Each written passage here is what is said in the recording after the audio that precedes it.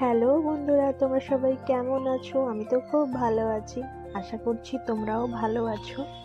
তো কিছুদিন ধরে ভাবছিলাম তোমাদের সাথে একটু এই বিরিয়ানির ভিডিওটা শেয়ার করি, তো এডিট করতে পারছিলাম না। তো কিছুদিন আগে আমি বানিয়েছিলাম বিরিয়ানি। তো মা অনেক দিন ধরে বলেছিল যে তোর হাতের একটু বিরিয়ানি খাওয়া না।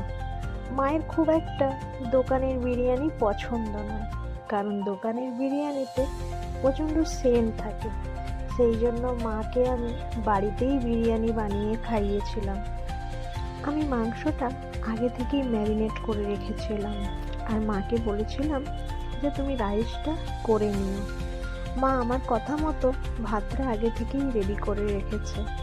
আমি গিয়ে ভালো করে মাংসটা কষিয়ে নিয়েছি, কষিয়ে লেয়ারে লেয়ারে ভাগ করে দিয়েছি। সত্যি কথা বলতে আমার এই বাড়িতে বানানো বিরিয়ানিটা বেশিই ভালো লাগে দোকানের থেকে। তোমরা কে কে বিরিয়ানি লাভার আছো আমাকে কিন্তু কমেন্ট করে জানিও। জানো তো বন্ধুরা, আমার এই একঘেয়া জীবনে আমি ভাবি যে তোমাদেরকে নিত্য নতুন কি দেখাবো। তো সেই সকালবেলা ঘুম থেকে উঠে দোকানের রান্না, ঘরের কাজ, এগুলো তো রোজ দেখানো যায় না। তাই আমি চেষ্টা করি তোমাদেরকে নতুন কিছু দেখানোর। আমার বিরিয়ানি তোমাদের কেমন লাগলো আমাকে কমেন্ট করে জানিও। বরমশাই আমার বিরিয়ানিটা খেয়ে বলল দারুণ হয়েছে।